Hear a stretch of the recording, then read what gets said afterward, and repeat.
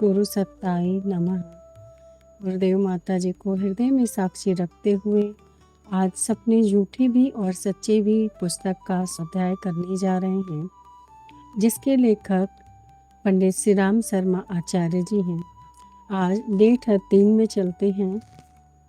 इसके पहले कि हम ये स्वाध्याय करें, भावना करते हैं कि आज हम जो स्वाध्याय कर रहे हैं ब्रह्म मुहूर्त में बैठे हुए हैं और खुले आसमान के नीचे बैठे हुए हैं, जहाँ पर सभी देव शक्तियों का सूक्ष्म रूप से हमारे ऊपर आशीर्वाद बरस रहा है। इस भाव से हम यह स्वाध्याय करें ताकि हम जो भी करें वह हमारे अंतःकरण में चलता चला जाए और हम उसे अपना सकें, अपने जीवन में उसको अपनाकर आगे बढ़ सकें। कल हमने डेट 12 में पढ़ा था कि जो स्वप्न होते हैं वह हमारी अंतः चेतना को कितना ही अधिक प्रभावित करते हैं। वह अंतः चेतना को ही नहीं, हमारे शरीर पे स्थूल रूप से भी हमको प्रभावित करते हैं। जब ये स्वप्न हमें आते हैं तो वो हमें किसी किसी चीज़ का संकेत देते हैं। कब कौन सी परिस्थिति होती है उसके हिसाब से वह स्वप्न आते हैं और उसी क्या नाम है तरीके से हमें वो बताते हैं कि वो हमें बताते, हमें वो सावधान करते हैं। लेकिन उनकी एक भाषा होती है, स्वप्न की जो भाषा होती है वो हमें समझ में नहीं आती, लेकिन इसका मतलब ये नहीं है कि वह निरर्थक होते हैं। स्वप्न की जो भाषा होती है, जो स्वप्न के विषय में बहुत अच्छे से इसको जानते हैं, परखते हैं, मनोवैज्ञानिक होते हैं या फिर इस पद्धति पे, स्वप्न की पद्धति पे रिसर्च कर रहे होते हैं, जो इसके जानकार होते हैं, वो बहुत ही अच्छे तरीके से हर स्वप्न को डिकोड कर सकते हैं। और जो भी कुछ हमारे आने वाले टाइम में होना रहता है, चाहे हमें शारीरिक स्थिति से या मानसिक स्थिति में, वह स्वप्न जो है उसकी झांकी जो है आकर पहले ही हमें दे देते हैं। अगर स्वास्थ्य संकट आने वाला है या फिर कोई मानसिक प्रॉब्लम होने वाली है, तो इसके लिए भी जो है ये स्वप्न हमें आकर पहले से ही सावधान तो करते हैं। ये बात अलग है कि हम उससे समझ पाएँ या ना समझ पाएँ। स्टैनफोर्ड विश्वविद्यालय के मनोवैज्ञानिक और हेडमास्टर टी टार्ट जी ने, उन्होंने स्वप्न संबंधी चीज़ों पर जो है शोध किया था और निष्कर्ष निकाला था कि स्वप्न जो भी आते हैं वे किसी कारण से ही आते हैं, उसका कोई ना कोई रीज़न होता ही है। ये बात अलग है कि वो पहेली की तरह से आते हैं और हमारी बुद्धि को वह जांचते और परखते हैं, हमारी बुद्धि को वो चुनौती देते हैं। क्योंकि इसमें जो होता है स्वप्न में जो हमारे भविष्य को लेके कुछ न कुछ संकेत होते हैं।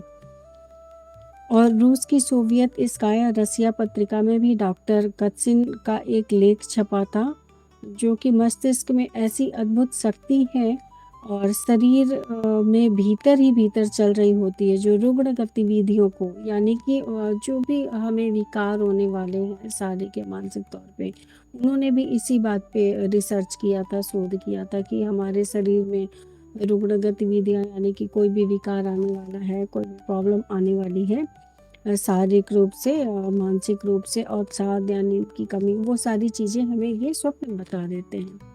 आज अब आगे पढ़ते हैं। निद्रा केवल शारीरिक विश्राम ही नहीं वरन कुछ और भी है। स्वप्न मात्र मनोवैज्ञानिक हलचल ही नहीं वरन इसके अतिरिक्त भी उनमें कुछ अन्य तथ्य विद्यमान हैं।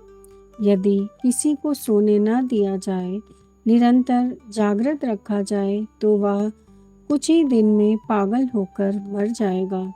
इसलिए निद्रा, जिसमें हम जीवन का 1/3 भाग खर्च करते हैं, जीवन का एक महत्वपूर्ण माध्यम है। निद्रा को 2 भागों में विभक्त करते हैं। मतलब यहाँ पे एक बात एकदम क्लियरली बताई गई है कि जो व्यक्ति सोएगा नहीं, वह उसकी स्थिति इतनी बुरी हो सकती है कि वह मर भी सकता है। इसका मतलब जो हमारी गतिविधियाँ होती हैं, हम रात भर जागते हैं और दिन में सोते हैं, फिर भी लेकिन सोते तो हैं। ये भी उचित नहीं है, क्योंकि जो रात का समय होता है वह सोने के लिए होता है और उस समय एक अलग सी शांति होती है और उस समय जो हमारे शरीर में सारी ऑर्गन्स है, सारी चीज़ें हैं, उनको एक एनर्जी मिलती है। वो अपना काम पूरी तरीके से आगे उठने के बाद से किस तरीके से करना उसके लिए पूरी तरीके से प्रिपेयर होते हैं। तो निद्रा जो है बहुत ही आवश्यक होती है, बहुत ही आवश्यक होती है। निद्रा को 2 भागों में विभक्त किया गया है। वह जिसमें मनुष्य पूरी तरह से सो जाता है और दूसरा वह जिसे अल्प निद्रा कह सकते हैं। स्वप्न इस दूसरी स्थिति में ही आते हैं। जागृत अवस्था की तरह निद्रा की महत्ता भी हमारे ध्यान में रहनी चाहिए। गहरी नींद शारीरिक और मानसिक विश्राम की आवश्यकता पूरी करती है। यदि वह ठीक तरह से आ जाए तो शरीर और मस्तिष्क की थकान दूर हो जाती है और एक नई ताजगी का अनुभव होता है। यानी कि जब हम बहुत अच्छे से सोते हैं तभी जो है हमारे शरीर का पूरा थकावट दूर हो जाता है। ऐसा हम फील भी करते हैं, बहुत अच्छे से इस चीज़ को समझ पाते हैं। और जिस दिन हमारी निद्रा पूरी नहीं होती है उस दिन हम देखेंगे कि पूरे दिन हम बहुत अच्छे से कोई काम भी नहीं कर पा रहे हैं, कुछ ना कुछ प्रॉब्लम लग रही है, कभी सर में दर्द, कभी बॉडी एक, मतलब फिर भी एक जो फ्रेश तरीके से हम डेली रूटीन वर्क करते हैं, चाहे वो प्रोफेशनली हो या फिर घरेलू हो या किसी भी तरीके का, वो बहुत अच्छे से नहीं हो पाता है अगर नींद पूरी अच्छे से हम नहीं लेते हैं तो। दूसरी निद्रा जो होती है अल्प निद्रा होती है, उसको मतलब थोड़ी देर सोकर भी जिसको पूरा किया जा सकता है उसको अल्प निद्रा कहते हैं। आगे बढ़ते हैं। अल्प निद्रा का महत्व और भी अधिक है क्योंकि उसमें अचेतन मन को क्रीड़ा कल्लोल करने का, अपनी दबी हुई अनुभूतियाँ ऊपर उभारने का अवसर मिलता है।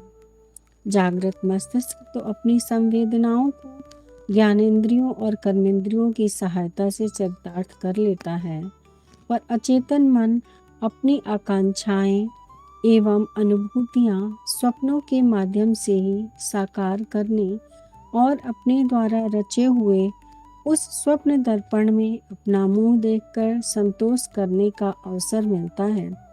इस प्रकार वह स्थिति भी उपेक्षणीय नहीं है वरन उपयोगी है। यानी कि जब हम थोड़ी सी निद्रा लेते हैं, अल्प निद्रा, जिसमें कि हमें स्वप्न आते हैं, उस समय हमारा अचेतन मन जो है जो भी अनुभूतियाँ हमारे अंदर होती हैं, जो भी मन स्थिति हमारे अंदर होती है, उसको उभारने का काम करता है हमारा अचेतन मन। जबकि हम जब जाग रहे हैं तो हमारी सारे के सारे कर्म इंद्रियाँ और ज्ञानेंद्रियाँ, मतलब आँख, नाक, कान, हाथ, पैर, मुँह, सब के सब काम कर रहे होते हैं। लेकिन सोने के समय केवल हमारा अवचेतन मन काम कर रहा होता है, बाकी के सब जो है शिथिल होते हैं। लेकिन अवचेतन मन पे जो भी सारी दबी हुई चीज़ें हैं, वो सारी चीज़ें अंकित रहती हैं और उसके हिसाब से भी स्वप्न आते हैं। निद्रावस्था में मानवीय शरीर में अनेक परिवर्तन होते हैं। नाड़ी की गति, रक्त का परिभ्रमण, इंद्रियों की क्रियाशीलता, विचारों की गति धीमी पड़ जाती है। यद्यपि हृदय, फेफड़े, अमाशय, गुर्दे आदि अपना काम करते रहते हैं, जागृति और निद्रा की मध्यवर्ती स्थिति में स्वप्न दिखते हैं। नशे में पड़ा हुआ अथवा भय एवं भ्रम ग्रसित व्यक्ति जिस प्रकार कुछ का कुछ देखने लगता है, वही बातें स्वप्नों में भी होती हैं। अनुभूति विकृत भले ही हो, पर उसका कुछ आधार तो होता ही है। रस्सी का सर्प, झाड़ी का भूत देखना भ्रमग्रस्त स्थिति में संभव है, पर उसमें सादृश्य सा कुछ आधार हुआ ही। मनोवैज्ञानिकों का कहना है कि भूतकाल की घटनाएं और जागृत अवस्था के अनुभव दोनों मिलकर स्वप्नों की चित्रकला का सृजन करते हैं। यहाँ पे ये बात कही गई है कि जब हम सो रहे होते हैं फिर भी हमारा हृदय जो है, फेफड़ा है, अमाशय है, गुर्दा है, मतलब हमारे इंटरनल्स ऑर्गन जो होते हैं वो सारे के सारे काम कर रहे होते हैं। और जागृति और निद्रा की मध्यवर्ती स्थिति में जब हम न सो रहे होते हैं अच्छे से और ना ही हम अच्छे से जाग रहे होते हैं, वह जो अवस्था होती है वो निद्रावस्था होती है। जिस तरीके से नशे में व्यक्ति पड़ा हुआ कुछ भी बोलता है, कुछ भी करता है, उसको कुछ समझ में नहीं आता, कुछ का कुछ देखने लगता है। वैसे ही जब हम स्वप्नावस्था में होते हैं तो हमें कोई भी चीज़ किसी भी तरीके से दिखाई देती है और हम उसे समझ नहीं पाते हैं। और वैज्ञानिक लोग कहते हैं कि भूतकाल की घटनाएं और जागृत अवस्था के अनुभव दोनों मिलकर स्वप्नों की चित्रकला का सृजन करते हैं। मतलब उसमें भी एक चित्रकारी होती है जिसमें कि हमारा जो बीत चुका है समय उससे रिलेटेड और जो आने वाला है समय उससे रिलेटेड दोनों चीज़ें भी मिक्स हो सकती हैं हमारे स्वप्नों में। आज के लिए बस इतना ही।